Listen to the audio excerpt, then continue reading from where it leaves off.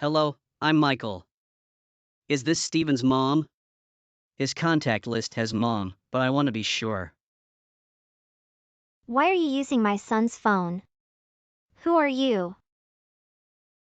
I apologize for the sudden call.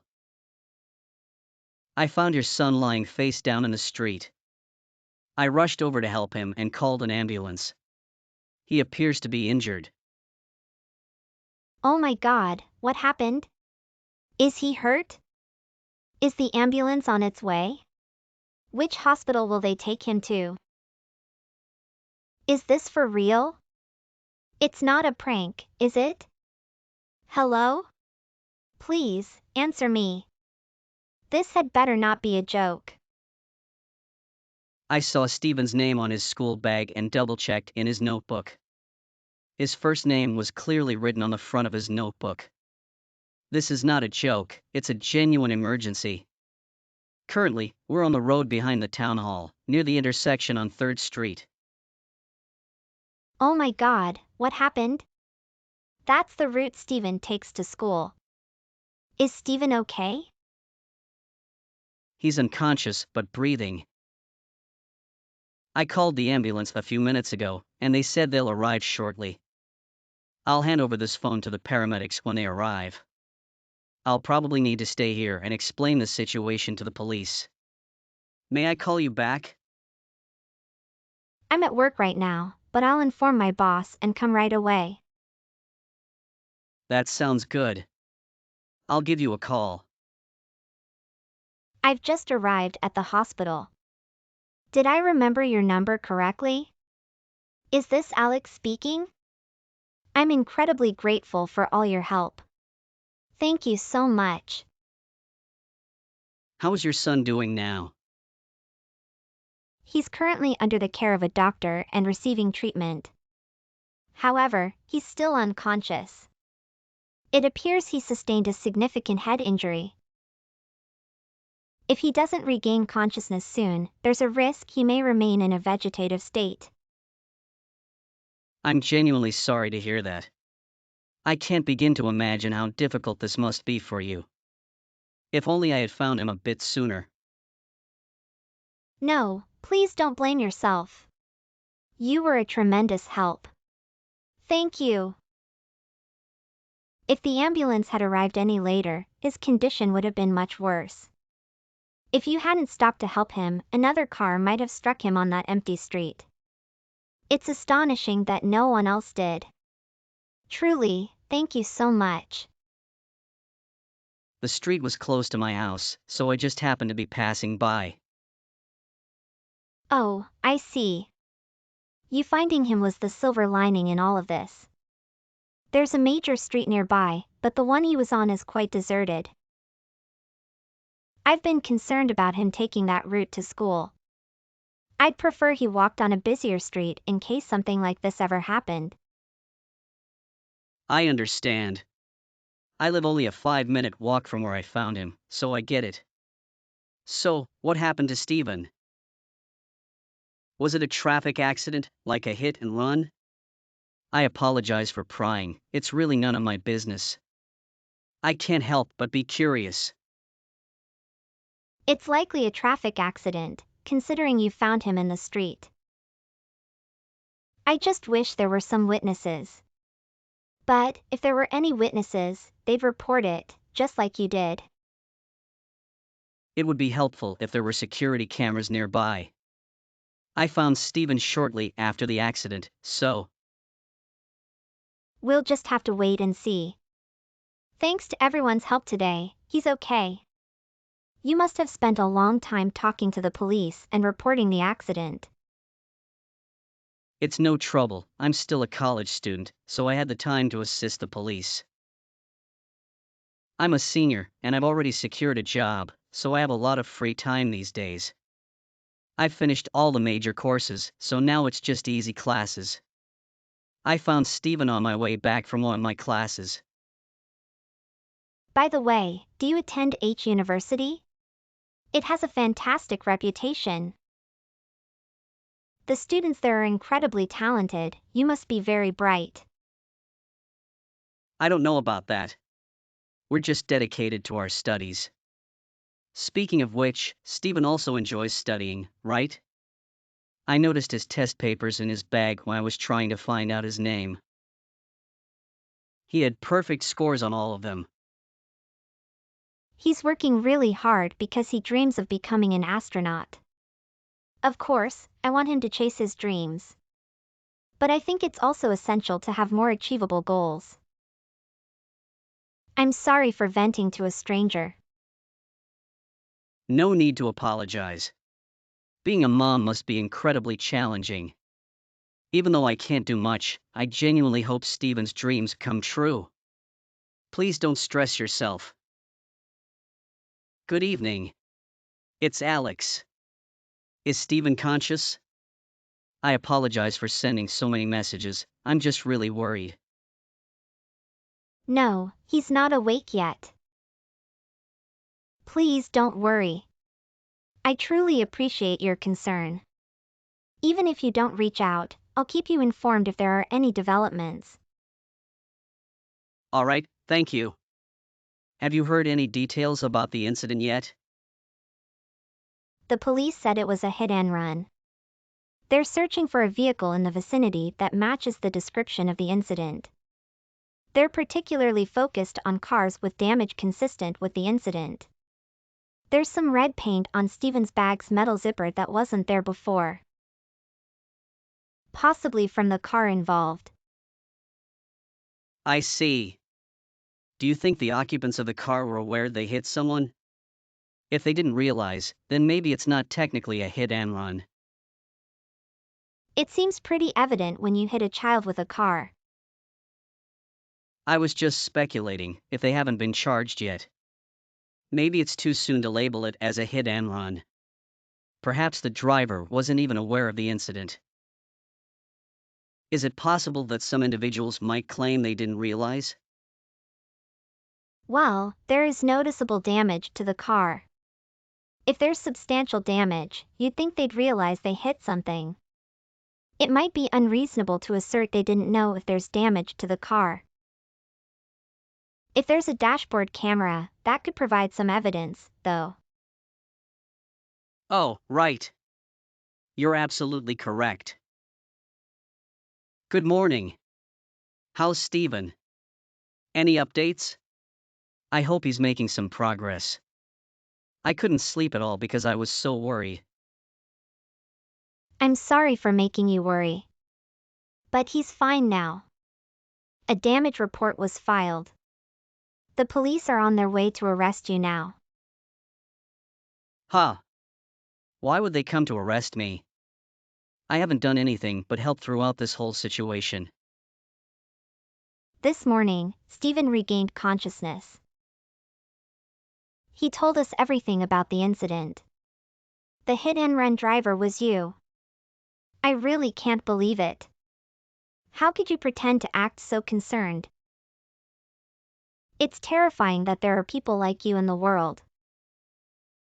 Wait a minute. Why did he say something like that? He's definitely concussed if he's saying crazy stuff like that. Stephen was unconscious the whole time. So how could he have known if I was the one who hit him or not? It seems that he was in and out of consciousness just after being hit. He said that when he was crossing a road with no traffic lights, he was run over by a car that had turned right suddenly. The driver shouted out to him but kept on driving. And how could that prove that I was the one who hit him? It doesn't add up. These accusations are absolutely ridiculous. He said it sounded like a man's voice. And he remembered that it was a man who called the ambulance. That's what he remembers while going in and out of consciousness. Of course, the first person to find Stephen and call the ambulance was you, right? Yeah, but it wasn't me. He's confused because of the accident. And mistakenly thought that the person who ran him over and me are the same. He told me that it was definitely the same voice. As there are no witnesses, it's a pretty powerful statement. Well, he's absolutely wrong because it wasn't me. Frankly, I'm offended to be accused after literally saving his life. The police are going to investigate your car now based on what Steven told them. If the paint on his bag and the paint on your car match, then you won't be able to deny it. I'm absolutely never going to forgive you for what you did. But answer this question for me. Why would you go back after you hit him? You couldn't take the guilt? Or did you think by going back it would give you a chance to cover your tracks? I'm sorry. You're right. It was me. I was so shocked and scared that I just instinctually drove away. But in the end, I thought I had to try and at least save his life. Oh yeah? Well, at least you're man enough to admit what you did. But what was going through your head when you went back to him? Your heart probably stopped when you realized he was still alive. I bet you wished he would have died so you could have gotten away with what you did. No, not at all. You've got it all wrong. I'm not that evil. When I saw he was alive, I let out a sigh of relief. Oh really? Lying will only make this all worse, you know.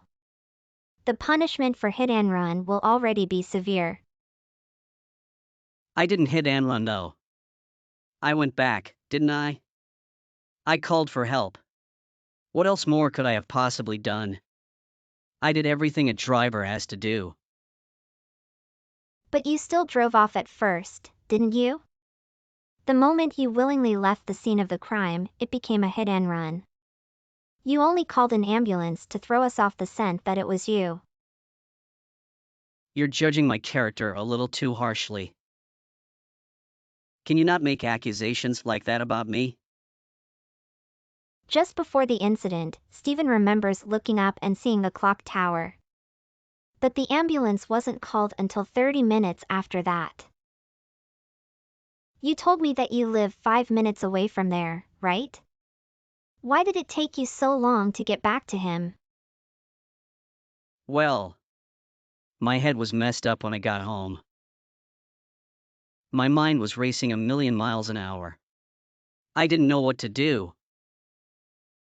Please listen to me. If you're prosecuted, you'll be found guilty. You've just admitted to it, so it's pretty much an open and shut case. You'll lose your place at your prestigious college and your future job. But, if we can reach a settlement, I'll withdraw my charges. And you won't face much punishment. You'd be willing to do that? You'd settle out of court? Don't jump to any conclusions. That all depends on you. If you don't tell me what really happened, I won't be able to consider settling outside of court. So right now, you need to be completely honest with me and tell me exactly what happened. Okay. I was on my way home from a friend's house. I looked away from the road while I was driving and hit your son. I was scared, so I drove away. To try and seem innocent, I went back to help him on foot. The reason it took me so long was that I was panicked. I had no idea what to do, and I felt so guilty. I thought if I helped him, then he wouldn't testify that it was me who hit him. To seem innocent, you left him in the middle of the road, didn't you? You were waiting to see if maybe he'd die there. So why were you hiding in the first place if you were just going home from a friend's house? I had been drinking, and I was afraid of getting into trouble if caught. Really? So you were driving under the influence in broad daylight. And that's what caused the accident with my son? Yes. I'm deeply sorry. Thank you for telling the truth, but I'm shocked by what you've just admitted. It's absolutely inexcusable.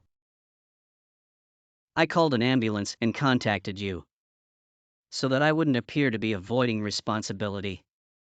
Also, after the accident, I moved Stephen into the middle of the road.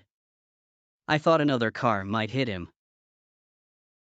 I believe there was a high chance he might be killed. If that happened, there would be no witness against me. That's everything I can tell you.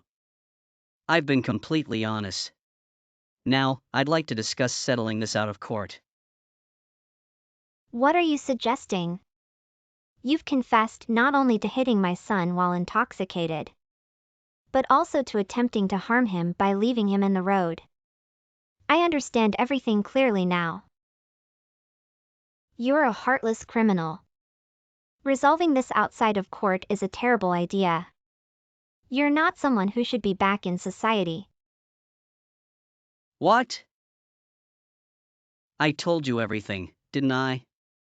I did as you asked. I never promised to settle out of court if you confessed. Are you serious?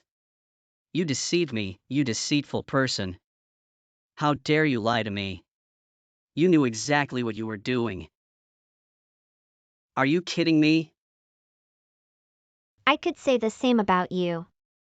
It seems you lack empathy. But I guess that's just who you are. Well, maybe you can consider attending acting school after you're expelled from college. You're already practicing. Shut up. Ugh, I should have left your son alone. If I'd known his mother was this annoying, I would have. You would have never known it was me if I hadn't returned. What a mistake that was. Speaking of that, I consulted with my lawyer uncle. At the very least, you'll face charges for hit and run and vehicular assault. You might even be charged with attempted murder. For intentionally placing him in the road while unconscious. The maximum sentence for attempted murder alone is up to 25 years. Not to mention the other 2 charges you've admitted to. You need to prepare yourself for a lengthy prison sentence. It's ridiculous to think I'll get the maximum sentences. I'm young, so I'll probably serve a couple of years and get parole. I could live with that. It's not like I'm getting the death penalty. I know how the system works. I'll plead remorse in front of the jury. And they'll show me leniency. For someone intelligent enough to attend college, you seem ignorant of the law. If you're convicted on 2 charges, the longer sentence plus half of it is added again. Even if you avoid a conviction for attempted murder, the other charges will likely result in a much longer sentence than you expect. I'd estimate it could be at least 15 years for your actions. No way. I can't believe that. There's no way I'll serve that long. But if, and it's a big if, I serve that long, I'll be in my late 30s when I get out. I'd have to start my life over again. Come on. Are you really willing to ruin someone's life over one lapse in judgment? Why are you being so heartless? You're the one who should be in jail. You have no right to say that. You put my son's life in danger. It's not the other way around. 15 years might seem like a long time to young people like you. But it's the consequence of your actions, and you need to face them. Accept responsibility for your actions. I don't want to. No way, this can't be happening. I won't let that brat ruin my life. I worked hard to get into college and secure a good job. That brat shouldn't have crossed the road. But you're the one who didn't pay attention to the road and hit him. Do you have a dash cam in your car? If we can check the footage, it might speed up this discussion. How naive. I turned it off last night. Besides, I wouldn't share the footage with you. Oh, you did? I think you misunderstand how cameras work. Turning it off doesn't erase the data on the memory card. The police don't need your permission to access the footage if it holds potential evidence. Ha! That's not right. You're foolish. What are you saying? Well, what should I do now? Has my life really come to this? I don't know what to do anymore. I don't just plan to seek your conviction. I also intend to sue you for damages in civil court. My uncle will assist me in ensuring you receive the appropriate consequences. Be ready for what's coming. You will pay, both figuratively and literally. I don't have that kind of money. I told you, I'm a student. That won't stop me from pursuing this. Your parents might have to cover the expenses. You could also file a claim with your insurance company. I've already apologized to you. Please. Can't we resolve this outside of court? I'll do anything. Surely, you can't be this ruthless. It was just a momentary lapse in judgment. Don't destroy my life over it. It was just an accident. My son was merely crossing the road on his way home from school. He's the victim here, so stop pretending otherwise. You made a series of terrible decisions that led to this. The only person you have to blame for all of this is yourself.